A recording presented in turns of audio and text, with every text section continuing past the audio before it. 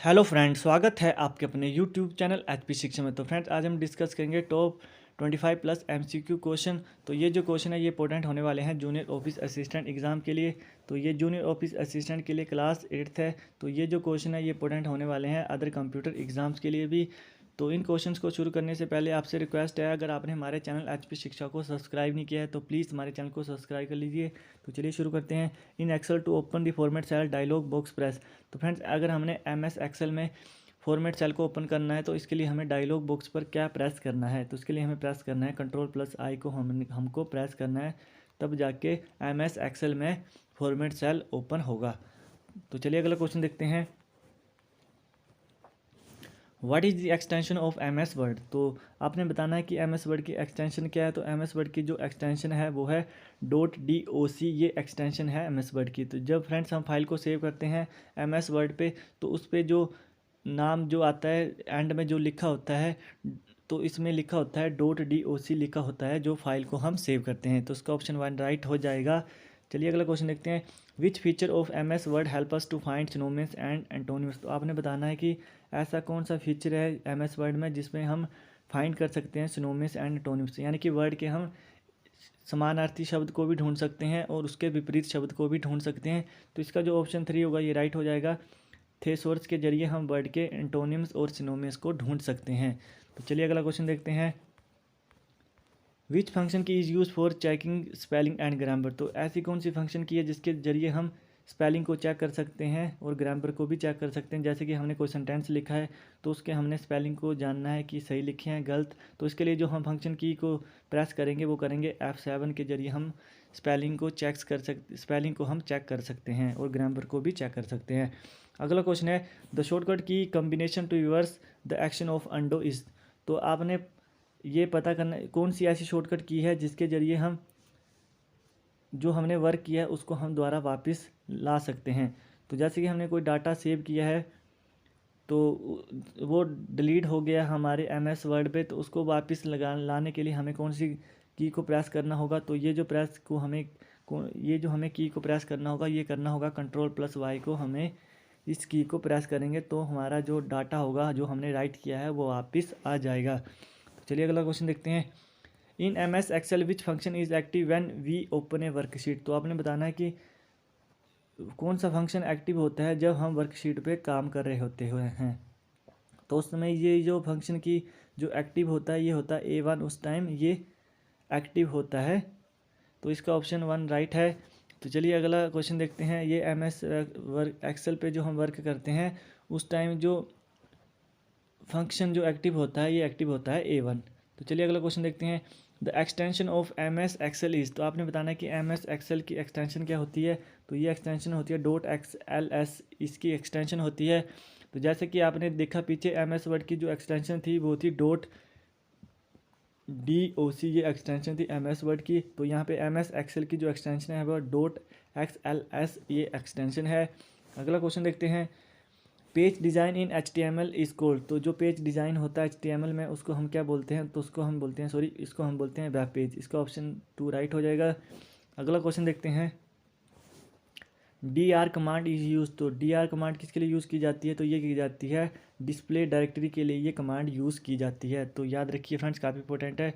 DR command use की जाती है डिस्प्ले डायरेक्टरी के लिए। तो अगला क्वेश्चन देखते हैं।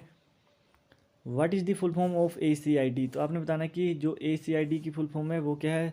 तो इसका जो ऑप्शन 1 है वो राइट हो जाएगा। Atomicity, consistency, isolation and durability, ये फुल फॉर्म है ACID की। तो याद रखिए atomicity, consistency, isolation and durability ये फुल फॉर्म है ACID के। तो चलिए अगला क्वेश्चन देखते हैं। World wide web is invented by. तो फ्रेंड्स आपने बताना है कि वर्ल्ड वाइड वेब को किसके द्वारा इन्वेंट किया गया। तो ये जो इन्वेंट किया गया है ये किया गया टिम बर्नर ली के द्वारा इसको इन्वेंट किया गया है। तो अगला क्वेश्चन देखते हैं। Logic multiplication refer to operation. तो आपने बताना है कि मल्टीप्लिकेशन के लिए हम किस गेट का यूज़ करते हैं। तो ये जो गेट का यूज़ करते हैं हम करते हैं एंड गेट का यूज़ करते हैं। फ्रेंड्स, अगर आपने गेट वाली वीडियो नहीं देखी है तो आप प्लेलिस्ट में जाकर उस वीडियो को देखना, आपको काफ़ी हेल्प मिलेगी। तो ये जो इसकी जो मल्टीप्लिकेशन होती है ये इस टाइप की होती है।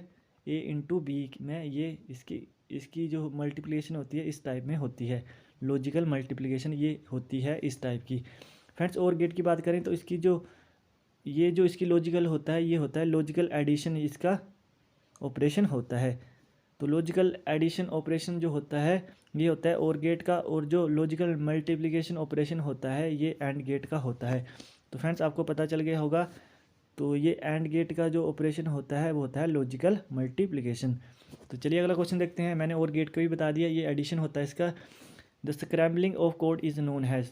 तो स्क्रैम्बलिंग जो होती है कोड की उसको हम क्या बोलते हैं, तो इसको हम बोलते हैं इनक्रिप्शन। तो फ्रेंड जैसे कि हम व्हाट्सएप पे कई बार चलाते हैं तो वहाँ पे जैसे हम 2 पर्सन चैट कर रहे हैं तो उसमें जो डाटा जो शेयर हो रहा है हम दोनों के बीच में हो रहा है, तो ये जो सिक्योरिटी है ये इनक्रिप्शन के थ्रू ही होती है। तो इसका ऑप्शन राइट हो जाएगा 1। अगला क्वेश्चन है which of the following device is use in the first generation of computer. तो आपने बताना है कि फर्स्ट जनरेशन में कंप्यूटर में कौन से टेक्नोलॉजी यूज़ होती थी। ये जो टेक्नोलॉजी यूज़ होती थी ये यूज़ होती थी वैक्यूम ट्यूब। इसका ऑप्शन 4 राइट हो जाएगा। तो फ्रेंड्स अदर की बात करें तो इंटीग्रेटेड सर्किट जो यूज़ होता है ये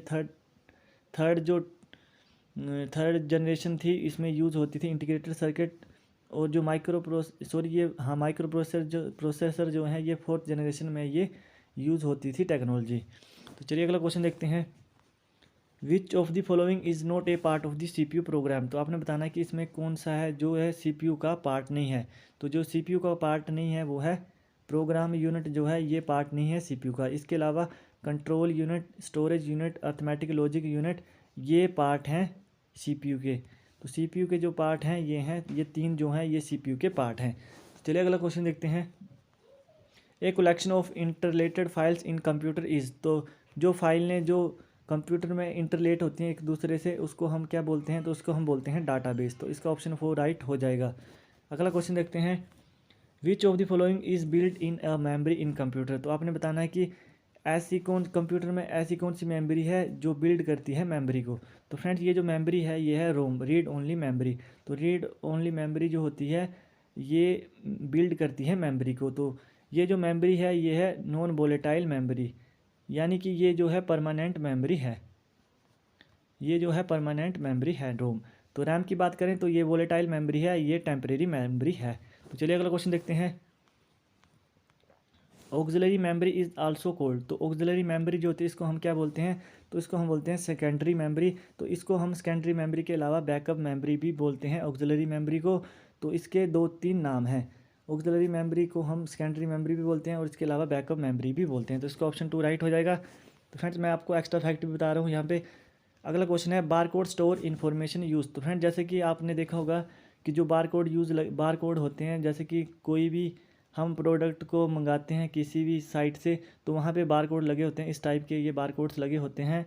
तो ये जो इन्फॉर्मेशन को जो देखता है, जैसे कि डिटेक्ट करता है, वो इन्फॉर्मेशन को डिटेक्ट करता है, थिक एंड थिन लाइंस को ये डिटेक्ट करता है, जैसे कि मैंने आपको पिक्चर में बताया।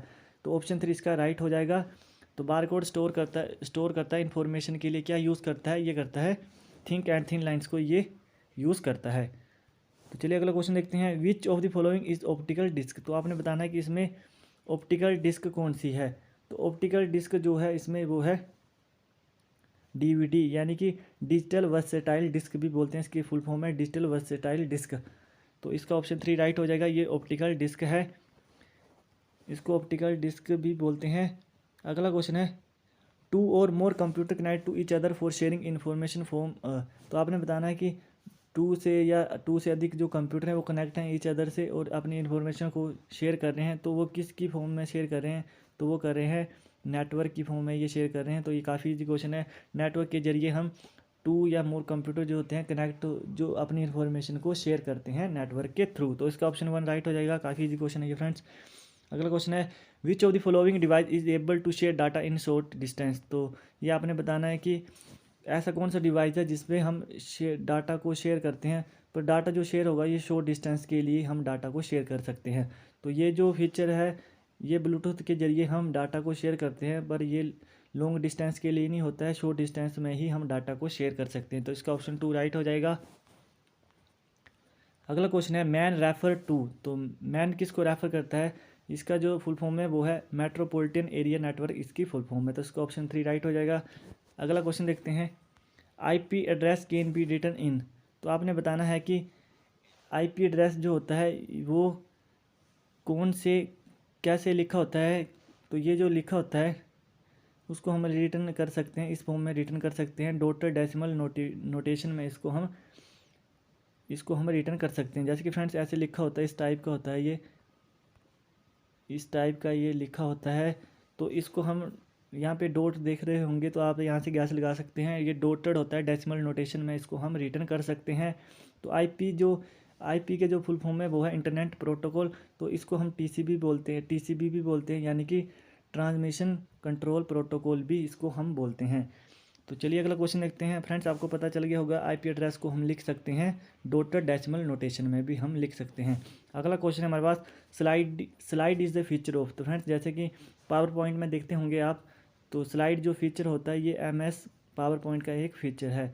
तो पावर पॉइंट के जरिए हम फाइल, जैसे कोई हमने डाटा लिखा है तो उसको ये ज़्यादा अट्रैक्टिव बनाता है स्लाइड के थ्रू। तो स्लाइड जो फीचर है ये फीचर है एमएस पावर पॉइंट का। तो चलिए अगला क्वेश्चन देखते हैं।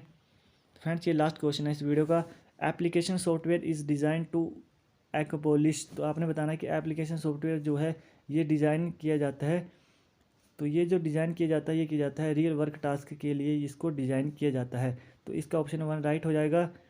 तो फ्रेंड्स ये थे आज के टॉप 25 प्लस क्वेश्चन थे फ्रेंड्स ये। अगर आपको ये वीडियो अच्छा लगा है तो आप इस वीडियो को लाइक, कमेंट एंड सब्सक्राइब करना ना भूलिएगा। Thanks for watching.